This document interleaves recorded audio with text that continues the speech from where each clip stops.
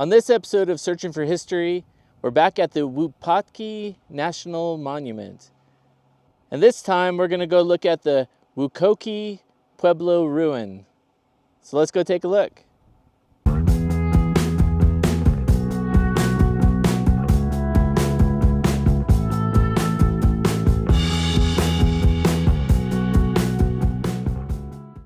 This Pueblo ruin is 3 stories tall.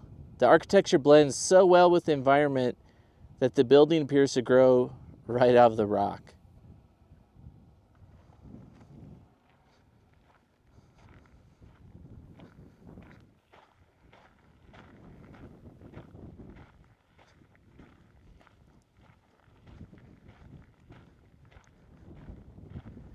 I'm doing this one by myself because it turns out the dogs are not allowed on the trails, so we couldn't bring Thora with us. So Erin has Thora back at the Gladiator, and I'll check out this Pueblo ruin without him. Now that's pretty cool. And it does look like it just springs right out of the rock.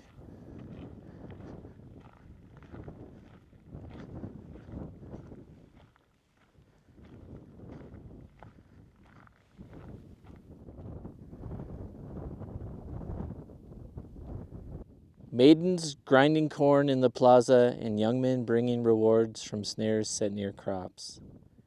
Women working clay into pots or plastering Pueblo walls, with children running errands and playing games. Elders gathering for discussion and prayers.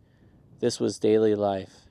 The Pueblo and surrounding landscape tells a complex story of adaptation and survival. The people that lived here thrived by working together in a challenging environment. Ritual, tradition, and prayer led that foundation for this farming and trading community. This painting is showing the Pueblo when people were living here, and it looks like it's winter and the whole thing is covered in snow. So it's, on this hot day in the 90s, it's really hard to imagine there being snow here, but I think we are, some 7,000 feet, so it does snow. This information panel has a reminder, and it's a good thing to keep this in mind when visiting sites like this. Visit these sites with respect. Enter the Pueblo, but do not sit, stand, or lean on the walls. And really, to be respectful, because it's a spiritual place to a lot of people, don't even touch the walls. Just walk through and take a look. Don't remove anything. Just leave it as you found it.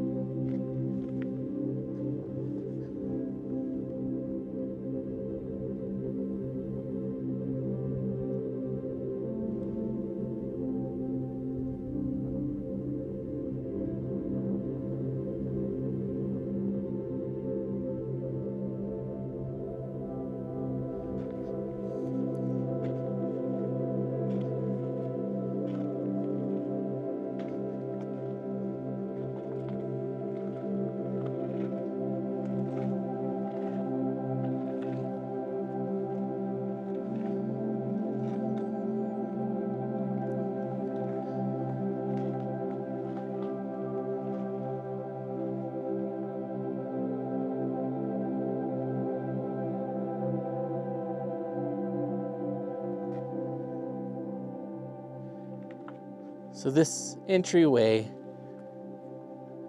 it's pretty short.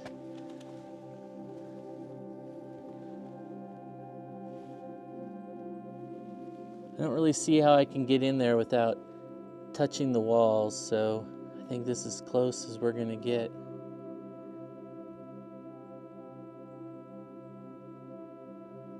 Let's look around though. Maybe we can get a different angle on that building.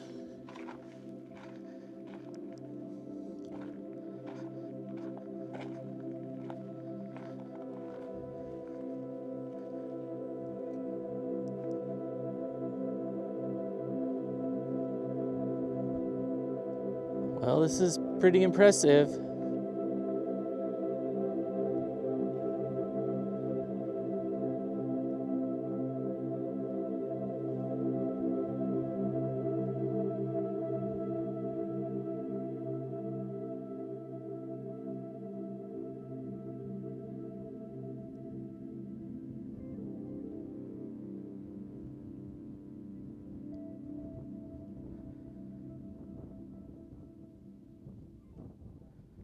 So as you can see, there's where we parked. So it's just a short walk from the parking area over to this pueblo.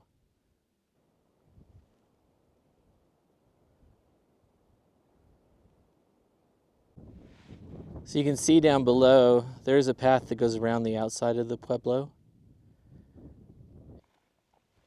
I imagine this was thoroughly excavated, and any, pottery sherds that were still here are in a museum. They're no longer just on the surface for someone to steal.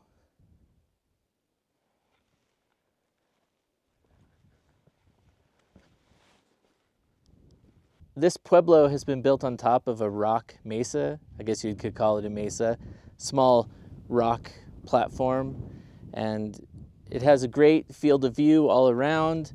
And while there is no panels that specifically talk about this, I'm just imagining crops of maize being grown out in these flat areas, next to the pueblo. And it's pretty cool. So this site dates to around 800 to 900 years ago. And in the greater Wupatki National Monument area, there is evidence of human occupation going back to around 13,000 years ago. So it's pretty remarkable. If you're in northern Arizona around Flagstaff, the Wupatki National Monument, I think it's just about 20 miles north of Flagstaff. It's not far. It's definitely worth coming to check out. There's, I think, maybe half a dozen of these pueblo ruins. Then there's kind of the main pueblo, the Wupatki Pueblo itself. That's right there by the visitor center. That's spectacular. And we've already done a video on that. So if you want to check that video out, click on this link right here. Well, that's the end of this video. I hope you enjoyed it. Don't forget to like, share, and comment on this video. And if you haven't, please subscribe to Searching for History. Thanks for watching.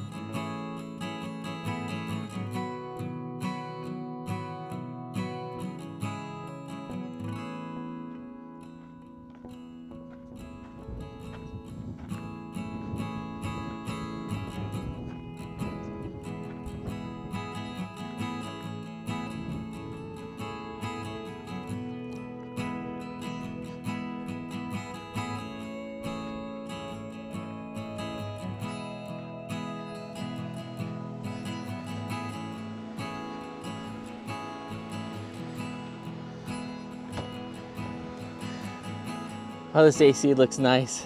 It is nice. Sorry, Thora, that you couldn't come with us. It's too hot, though. So did Thora get some water? She got some water. All right. For those of you guys that love seeing Thora, well, we'll try to get her in the next video. Catch you later.